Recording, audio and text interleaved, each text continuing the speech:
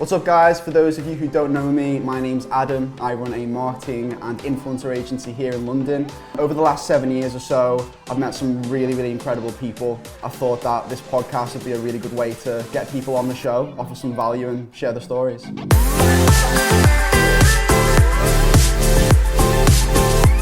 So today I'm with my good friend Rob Lipsett. How are you doing, mate? What's up? Thanks for having me on, buddy. No worries at all, no worries at all. If you can hear any drilling or noises in the background, I'm sorry, there is construction literally right outside the balcony. Hopefully you can hear me over the drilling. I like the drilling. Yeah. It's good, yeah, it's ambiance.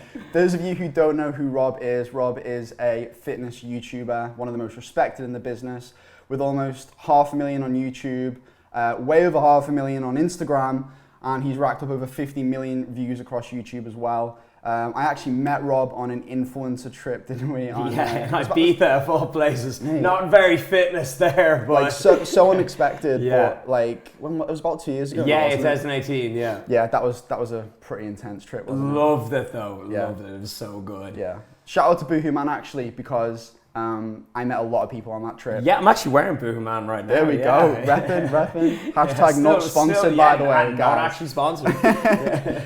So, yeah, we met in Ibiza. We've been quite close ever since, you know. We link up when we can. We're both quite big travelers, aren't we? Exactly, so, yeah, and we're now the last 6 months we've been completely locked down, stuck in London, but yeah, making do. Yeah, well, we actually moved to London around the same time. Yeah, anyway. yeah, I moved in January, and despite the lockdown, I've actually been loving it. Like, to be honest, like, you know, the parks, the city, everything's amazing. Good people as well. Love it. So, yeah, it's great. I mean, I moved literally just for work and social reasons. It's just, if you're in the UK, it seems like the main place you can be is London. Yeah, for sure. I think Manchester's actually like up and yeah, I've been in Manchester, it's sick, love it, great vibe there. Yeah, it is good, but I think London's the place to be in the UK, for sure. Really, isn't it? But yeah, so how long have you been doing this for? Right, let's get into it, okay? Let's go, bring in the energy. So, the first time I ever uploaded a YouTube video was on September 1st, 2014. So that's like 6 years ago, but I've only really been doing it full time the last like 4 years, you know, if even. Yeah. And so basically, I was fired from every job I tried to hold down, dropped out of college, failed college, okay, failed every exam, so I like just had to go. I was like, I'm wasting my time here, I'm never gonna pass this. I actually repeated first year college twice. Really? And like, I was like, I'm gonna end up like Billy Madison if I do this one more time. Like, I'm gonna be the oldest kid in the class. And this is in Dublin? This is in Dublin, yeah, this is in Dublin. And then so I was like, all right, okay, instead of trying to do something that I'm not good at, be something I'm not, and take the conventional route, I'm gonna do what I love. And I was like, all right, Rob, you know, what is the one consistent thing that you do day in, day out, no matter what? What do you love doing? And I'm like, let's go into the gym. So I was like, how do I get paid to do bicep curls? Like, how do I do it, you know? So if you... We'll get to that. You can get paid for anything, by the way, if you're really into it enough. There's kids on YouTube opening up boxes of toys and they get paid to do that. So anyways, I was like, how do I get paid for doing bicep curls and going to the gym?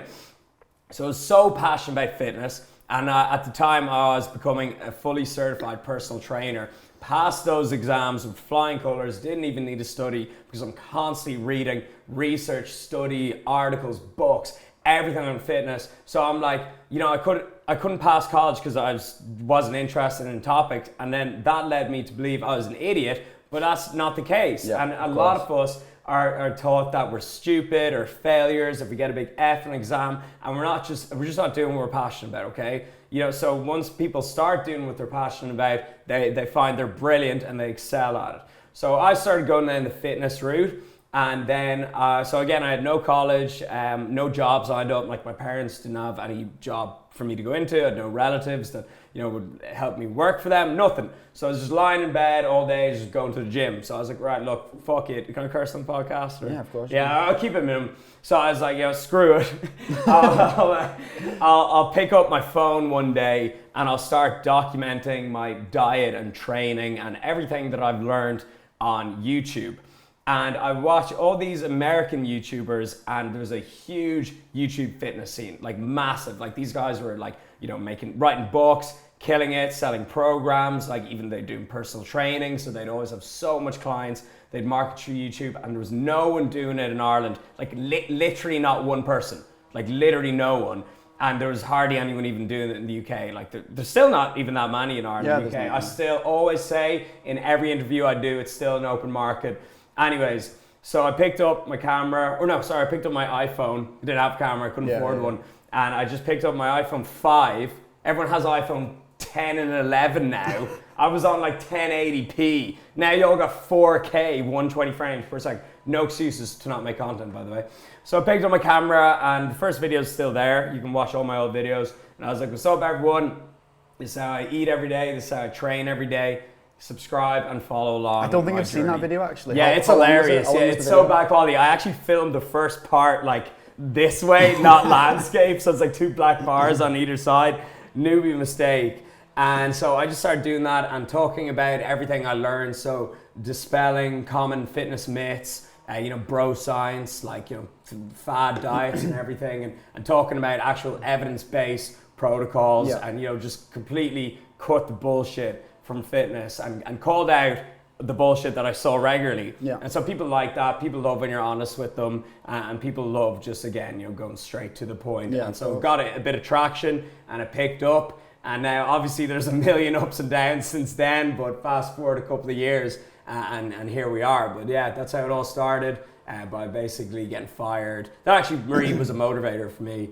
Got fired and dropped out of college. So one of the things I want to ask you is, how long did it actually take you to actually gain traction? Because this is something which, when I talk to influencers, YouTubers, whatever it is, the kind of time scale is, it varies for everyone. Some people can blow up straight away. Yeah, some but people very few. Yeah, very few. Yeah, it's kind of like an anomaly if you can blow up, even on Instagram as well, no matter what the platform is. Yeah. How long did it take you to actually start getting traction? Years. So when and this is the thing, you gotta enjoy the journey. Like when I got 1,000 views on a video, or I got my first 1,000 subscribers, I think I was happier than I was when I got my first 500,000. Yeah. I was just loving the journey. I was like, now I have videos with 8 million views, 10 million views, whatever.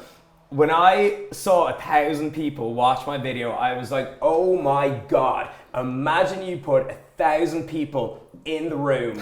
That's huge. That's a huge crowd. That's massive. Sure. So I was just like, this is sick. And so that's why I never stopped. And that's why I've been consistently making content for many years, never drop off, still doing what I love to do, because I didn't get caught up in comparing myself to everyone else. And nowadays they'll see another influencer with 500,000 followers, and they'll be like, oh, what's the point in me even starting? I've only got 1,000 people. Put 1,000 people in a room. Yeah. That's huge. It is. And it's like the audacity that some people have to think they're just going to shoot up, start making loads of money from sponsorships, start selling their products, to think that's just going to happen straight away overnight. So true. The people that blow up overnight are so few that it's not even worth talking about. It's just an anomaly. It's like winning, the more chance of winning the lotto. Yeah, so the most people that you see who've built up really good communities online have been putting in work for a long time,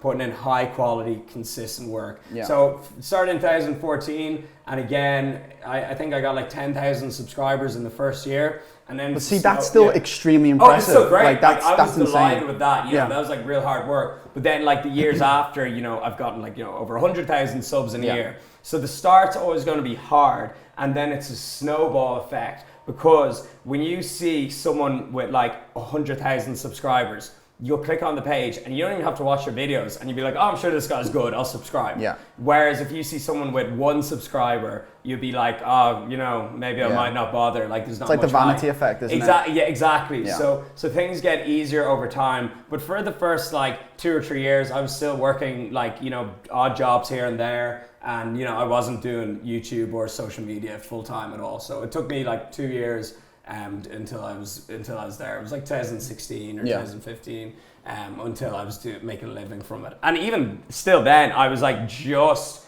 getting by. Like I wasn't balling out at all. Yeah, I know what you mean. Now we balling out. But I wasn't back then. Fair enough. I think just going back on what you said then, something which is really interesting. I think a lot of people now see there's a lot of money in influencing, being a YouTuber, these things. Yeah. They'll always try and go down a route for like quick money, thinking, oh yeah, I can become an influencer in this or that, without actually having a passion for it. Yeah. I think you've definitely got to have that passion, which is something you've always had. Yeah. Which gave you that, you know, motivation to wake up every single day. Yeah. And actually do something you love doing. For sure. Because if you don't love it, you're going to struggle. It's like, imagine, okay, you told someone you've got to wake up and do this every day for 2 years. You know, if you gave them something they hate doing, that 2 years is going to be a slog. Yeah. If you're talking about something you love, be it social media, fitness, makeup, gaming, whatever, it's going to be a breeze. You're going to love it. And so you're going to be much more consistent. The enthusiasm is going to come out, and people are going to be, your content's going to be way easier to take in. People are going to be much more inclined to watch because they're going to see your enthusiasm. You know, so a lot of people even jump on the fitness trend and they're not really into it, you know. They don't really care about it. They just see it as like a profitable place to be. Yeah, exactly. They're like, oh, I'll come out with a booty guide or something. Yeah, it's like, you ain't really about that life, you know. Yeah. So I would say to everyone to, you know, think, hey, what do I love? What am I passionate about? And talk about that, make content around that. Yeah. So like, you know, yours is obviously like marketing and social media. So there you go. It's perfect. Yeah, of course. How do you monetize? I don't think a lot of YouTubers or influencers talk about this enough. Yeah. I know you're quite open about talking about it. So I think this is a good opportunity to kind of get down and dirty with it. For sure. You know, how do you get paid? How, since the very beginning, not talking numbers, just talking strictly, you know, income streams. Yep. How has that changed from when you started, and how are you monetizing right now? Yeah, for sure. So it's a bit different with YouTube and Instagram in some ways, because YouTube, you actually get paid on views. Like every month I get a check from Google, you know, like into my current account. Whereas like Instagram is depending on marketing your own products or brand deals and sponsorships. But then that also applies for YouTube as well. So, you know, you have sponsorships on YouTube and stuff. So basically, you start with YouTube, it's like you're paid on so many different factors, like total watch time, you know, total views, what country the views are coming from. Like there's so many factors, like what even your content is. Like if it's something about like, you know, finance or, you know, business, then you're more likely to get ads played on it if it's something like controversial. You know? Can you like... So fitness is pretty good, because fitness is like, hey, health, you know, good. It's like pretty family friendly. But if you're talking about really controversial, R-rated, 18s rated stuff, then businesses will be less likely to pay Google to overlay it with ads. So there's loads of factors that come into YouTube. Super confusing. I don't even know, I didn't even understand it myself. But like a rule of thumb I hear passed around is like 1 million views is about $2,000. Yeah. You know, that's super basic. Like people will pick that apart. It's just something that gets thrown around. So if you have like 10 videos and they get like 100,000 views, that'll add up, give you $2,000. So that might sound like, oh Jesus Christ, I've got to get 1 million views to get 2K, but that's not the case. Like if you have like 500 videos on my channel, they're all getting views here and there. So all the time they're getting views. Yeah. So that you actually get a pretty decent check from YouTube at the end of the month after you've been doing it a few years. So I'll get like a couple of grand. Yeah. But it's not about, that's like my smallest form of income. It's not about the views, it's about what you do with the views. So let's say I get a couple of grand from YouTube, from Google at the end of the month, cool. But let's say I'm marketing an ebook for €30 on roblipsett.com, go check it out. Let's say I'm marketing that and my video gets 1 million views. So okay, that video, 1 million views, gets 2K ad revenue. But let's say merely 1,000 people out of those 1 million buy the ebook for €30. That's 30 grand. Yeah. So it's not about what you do, it's not about the views, it's about what you do with the views. And then it's like sponsors will even pay like 5 to 10 grand to be featured in like the start of your video if you've got a good few subscribers. And then on Instagram, you know yourself with brand deals and stuff too. So yeah, fitness is interesting. You know, ebooks and apps are great. That's a huge one for me. And then sponsorships such as like sports nutrition, gym clothing, and again, fashion brands. You work with a ton of fashion influencers. And then also I do events when we're allowed to do them. And again, YouTube is great to market them. And you can even like put some of the talks on YouTube and then be like, hey, if you want to come to the next one, you know, here's the link for tickets. So there's like an endless amount of stuff. So you've got about 4 to 5 different streams of income, all that come directly from you first starting on YouTube. Yeah. Through everything, the whole journey. and it's Yeah. turned into like 5+ different streams. I think over Yeah. 5 as well. Like there's even like, you know, affiliate links and Yeah. stuff like that. Like there's so many, I can't even think of them. But yeah, for sure. At the start, the first thing I ever did was sell an ebook. It was online coaching as well. So I'd do that, like people would check in with me every week over emails, and you know, I coach them on their physique and change their diet and training online. So that was the first entrepreneurial thing I did online. But there's just so many routes you can go.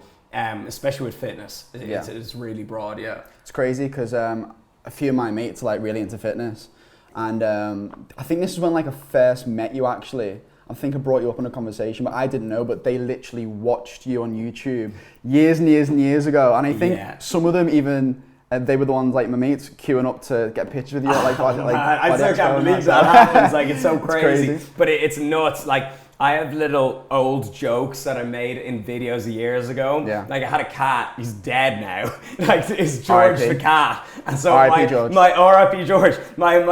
My old subscriber died of old age, so it's good. It was a great cat. Had a good life. Yeah, had a great life. Yeah. And so like my OG subscribers will comment stuff like R.I.P. George. You know, like so you build a real like community on YouTube, and you know, you build up these private jokes and stuff, and people are like, yo, I've watched you since you lived in that hostel when you first started out. Now I see you in London. Were you living in a hostel? Yeah, long story, it's crazy. My family home, like our business like went under, so we had to turn the family home into like a hostel. It was like Hey Arnold, like every room was just rented out, and then everyone left. Like my parents and my sisters all left, so it was just me in the hostel, and I was like, well, this sucks. And people were there stealing like my laptop and camera out of my room, because you get a rough crowd. It's like, let me see, I moved out of there like 4 years ago. So it's like when I first started YouTube, I started YouTube at like 22, 23. So yeah, you can see it there. Like it used to be my family home, and then it got turned into hostel, went to shit. So that was actually a big motivation. I was like, I really just want to afford a place of my own to move out, because it was a nightmare trying to make videos there. But you know, like we're always going to have jobs that we don't want. We're going to live in places we don't want to live. We're going to drive cars that break down every, you know, kilometer. But that's going to toughen you up, and you know, that's going to give you motivation to get that nice car, to live in that place you're proud of, and have that job you love. So you know, we gotta come from somewhere, you know. So that's it. Use it as motivation. Yeah. I think YouTubers for me, because obviously from a marketing standpoint, you look at monetization quite a lot with different influencers, different people, and when you compare it, YouTubers have the biggest earning potential based off how engaged the audiences are. Yes. Like it's ridiculous if someone's a YouTuber, if they've got, you know, even a semi-big audience on YouTube, the way that funnels through to Instagram is actually incredible. Yeah, I know, but it's funny how it doesn't go the other way. Instagram doesn't really carry over to YouTube. Yeah. But because the reason I think this is because YouTube, when you've got like some subscribers and they'll watch your 15-minute vlog, or they'll watch your 30-minute podcast, they're giving you their time of day. Like they're getting to know you. They know what your mannerisms are like. They know what you sound like. They know what your body language is like. They know what you're like as a person. Whereas Instagram, it's just a quick snap. Yeah. It's just a perfectly poised, little curated picture. You know, so the engagement and building a community and your audience getting to know you is far greater on YouTube. Instagram is still a powerhouse, of course, but I really urge a lot more content creators to get on YouTube, which is great as well. I'm seeing you doing this, you know, so you're ahead of the game. YouTube guys, yeah, exactly. Yeah, YouTube, podcasts, everything, video content in general. That's another reason why TikTok is going so strong, because again, it's just video content. We'll talk to you about TikTok. You on TikTok? I need to do it properly. I upload like once a month on it. I got like 6,000 followers on TikTok. Still 6,000 followers, it's just 6,000 people in a room. It's great. Bro, this is the thing which is crazy. TikTok is the only platform I've ever seen in my entire life where you can have 0 followers and get like, you know, Addis, right? Yes. My friend Addis. I think he literally had next to no followers. Yeah. And he gets 7.6 million views on his first video. Insane. And it's like anyone can go viral. I've got people from like back at home who, you know, aren't influencers or YouTubers or models, whatever. And they I think they got like 700,000 views within a week. And Crazy. I was like, that obviously incentivizes people who aren't already in that space Exactly, to create more yeah. content. TikTok is definitely the strangest strange platform at the moment. It's just super interesting. There's a lot going on there. I need to put more effort in TikTok. I'm skeptical of it though. Yeah. It is like a strange platform. You see some weird stuff on it. Yeah, you see some weird stuff. Obviously, the age demographic is a lot lower as well. Yeah, for sure. So I guess, well, no, it still worked for you, obviously. Yeah. People who are getting into it, but I think that age demographic it just acts so differently than, I don't know, like people who might follow you on Instagram. It's completely different. It's just completely different audience. But you want to be capitalizing on every audience. So yeah, I need to take TikTok a little bit more seriously. Yeah, you do. You honestly I just can't dance. I just like literally cannot You don't dance need to for dance, the though. life of me. I have 2 left feet. Yeah, you don't need to dance though. Like I know so many people who don't do anything of the sort. I know people who don't even post stuff of themselves. They'll just post they'll upload like memes that don't belong to them. Yeah, and they'll get like hundreds of thousands of views. Yeah, I've seen that. I follow a few pages like that. Outreach is outreach, and if that's how people build an audience, then that's fair play to them, really, isn't it? Yeah, and that's also another thing. If you're on social and it's like, people often ask, they're like, yo, Rob, I don't want to like go on camera and be a vlogger, There's so many ways around it. Like I follow so much channels that are like infographics. Yeah. They're like cartoons. Yeah. Like, and they're just a voice. Well. Yeah, they're great. And it's all like diagrams and everything, Yeah. So there's so many ways around it. And even podcasts, it's like some huge ones are just on Spotify, you don't even see what the person looks like. Yeah. So there's so many ways around it. 100%. Yeah, I think just podcasts in general. Obviously, that's why I'm hopping on it now, as well as wanting to offer value. I think there's just so much value in just people talking and listening to audio as well. Yeah. Like Spotify and obviously iTunes and stuff. That's I think this is going to go on there as well. So if you shout out if you're watching this or listening to this, on Spotify or Apple. Wanted to get your thoughts on social media in general. Like, I think for me, I'm very, like yourself, obviously, very integrated in the industry. We rely on social media so much. Yeah. And I think a lot of people just think it's pros, but it's not. Of course. Can you give me some kind of negative points on social media? Of course. Like, it can drive people a little bit crazy sometimes. And it's like, it gives people the reach to just say shit, like just say anything and just have no repercussions. Yeah. And it's like a lot of like the comments that people leave or say, it's like, you wouldn't say that to someone in the street. You'd literally get arrested if you said some of that in the street. So it's giving like, this kind of shield to people, to insane people out there. And it's like, yes, we're all more connected, but which is great, but there's also some cons to that as well. It's the comparison thing which gets me. Yeah. I see so many people comparing themselves to other people. Very tough on people's mental health. It is. It actually is. And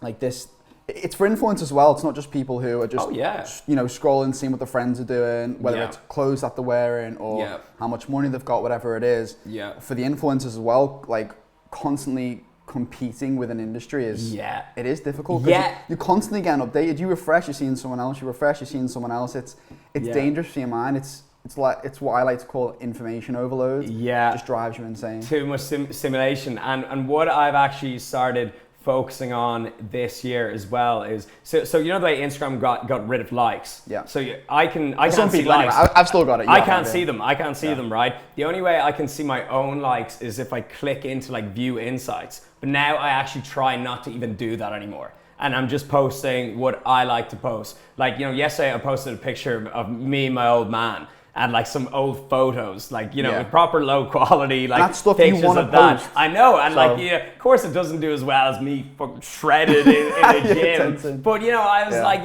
this is what I wanted to post that day. And so, I've started being more like that as well and not caring so much. It's like, it doesn't actually kill your engagement if you have one post that underperforms a little bit. I'll post a shredded one in the park today and it'll go back up. But, so I've stopped worrying so much really about the likes and the views. And I think my content's almost better for it will be. It'll always be better because it's what you want to create. Yeah. I think it's difficult for some people because they will only post what they think other people want to see, not what they want to see. Yeah, and they're getting hung up on the likes, the followers, the views, and it's actually taken all the fun out of social media. Yeah. And you notice how I said there a while ago, I was like, I think I was happier when I got my first 1,000 subs than my first 500,000. Because it's like, you know, again, I wasn't caught up in it back then. So I think we should bring social media back to the more fun times, you know, instead of always trying to, you know, keep up with the Joneses. I think so as well, it'd be man. great. But yeah, that's 100%. definitely a con, is comparison. One of my favorite quotes is, comparison is the thief of joy. What I try to tell my subscribers a lot is, don't compare your chapter 1 to someone else's chapter 10. And that's very true in the fitness industry, okay? They'll look at a guy or a girl who's like in amazing shape and they're just starting off in the gym. They've been in the gym 10 years. It's like, don't compare your year 1 to their year 10. You know, don't compare your chapter 1 to their chapter 10. So that it really is just so true. Just think of when you see someone in somewhere you like, maybe they're driving a beautiful fancy car down the street, or they're living in a mansion, you know, they probably worked hard for this. You know, it didn't just happen overnight. So comparison is something that we all need to do less of and stop doing, but it's just so hard, as that's what social media is. No, I know, exactly. You know, yeah. It's so hard. Definitely there's cons, you know, for sure. What about your bad points? So in this kind of journey you've had through social media, YouTube, Instagram, everything, like you've obviously experienced a lot. Do you have any kind of struggles or bad points which you can share? Of course, like, you know, you get told the worst stuff ever online. Like, you know, you get told to kill yourself. You get told this, that you're useless, you ain't shit. But I'm like, you know, that's kind of toughened me up a little bit and giving me a hard shell. So, you know, again, I just always look at the positives of everything. So, you know, people do give you a lot of shit online, but I'm like, whatever, it toughens you up a little bit. Yeah, I think you've just got to be so... like tunnel vision than what you do, actually yeah, want. you really do. And it's like, even like once you're in the public eye, everything is like blown out of proportion. Like even your relationship. If you go through a breakup, like people are like, oh, I noticed you're not following each other anymore. Like people don't miss a thing. It's crazy. So yeah, it's definitely difficult being in the public eye. But again, what I say is, this is what I signed up for. Yeah, exactly. So I'm like, can't complain. I've just remembered something which I'm going to ask you as well, actually, just off the top of my head, that I haven't brought up. I don't think a lot of people who know you as well know that you're on Love Island. Oh, yeah. So when I first met you, I literally had no idea, right? And then when I found out, I was like, what? Like, what part of your journey was that in? Like, how long ago was that? That was in 2017. Right, okay. So I just went in, I was in the Casa Amore thing, Yeah. went in there for about a week, pulled 0 birds, got a nice tan, ate some nice food, and I was like, all right, I'm out.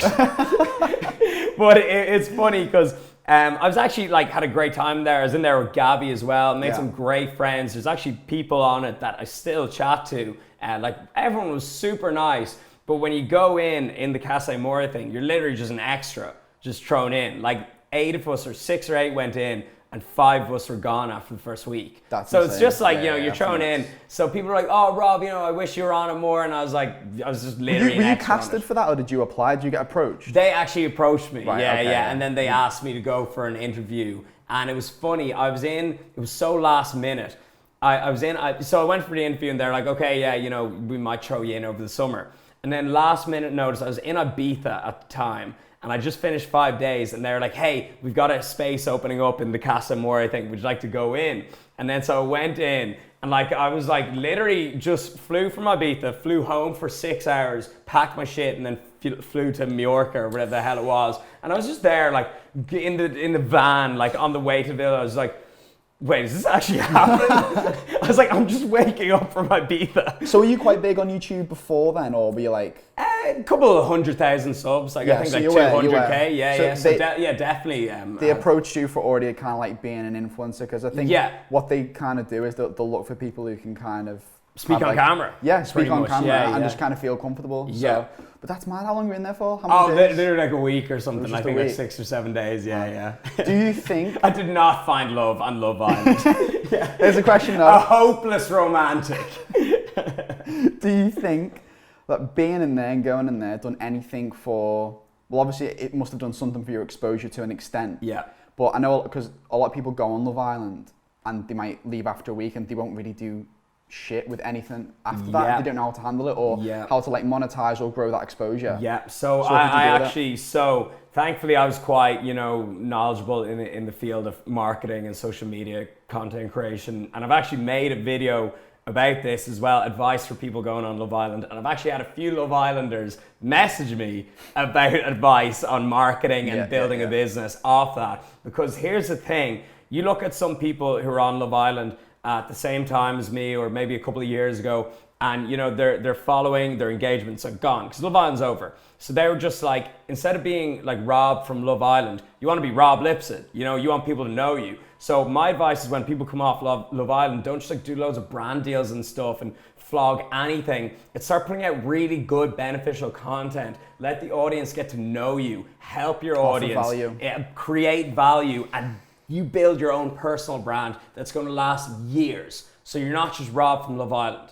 He's like, so I don't even put it in my bio. I don't even have it in my bio and stuff. So, but it's quite funny. I did actually get 100,000 subscribers that month coming off it because I made a video called "What It's Really Like on Love Island." That got over 1 million views. So So I was like, I think I got more airtime in that YouTube video than I did on the show. Well, I was like, gotta capitalize on it, What's the power of YouTube, really, isn't it? It's like, I think a lot of people like around our age and younger are so obsessed with Love Island anyway. That you've literally pulled your main platform that you want to be known for and used that and kind of pulled that audience over to you. Yeah, exactly. Smart move, man. I knew exactly what I was doing. Like that was the plan and it worked. And it's like with reality TV or maybe going on Towie or what is it called again, Made in Chelsea, whatever they are. I don't know if they're reality or scripted or not. I don't know. But anyways, going on them, it's like, okay, you've got someone writing your script, you've got the director, you've got the producer. You're out of control. You can't even edit it. So they can make you look however you want. Whereas on YouTube or Instagram, whatever it is, you're the director, you're the producer, you're starring in it, you edit it yourself, you get to show people what you're really like. So like I was in there like having great crack, but it was hardly even shown on it. So because I didn't want to go in and create drama and fight with everyone. Of course. So it's like, I if someone would ask me, they're like, oh, would you rather like go on Love Island or have your own YouTube channel? YouTube all the way. Fact. Definitely. For sure. I was on Love Island. Despite probably hard to find me in there. It's like, is that him behind the palm tree? I'm gonna do that. Let's add him a picture of him on Love Island. Maybe just put a cardboard cutout of me by the pool. Give some advice on someone who, because I know there's a lot of people out there, whether it's watching this from your audience, my audience, wherever it's coming from, that is really into the fitness, maybe wants to be a YouTuber, wants to be an influencer, wants that exposure, wants to offer value themselves. What can people do to do it? Because it's kind of like marketing is universal as an influencer, I think, no matter what industry you're in, but I think specific to being a YouTuber, there could be, a few different variables from what I'd give as advice from like an Instagram. One thing I haven't mentioned yet for people who don't know me is I'm very like Instagram centric. My whole agency is based off Instagram.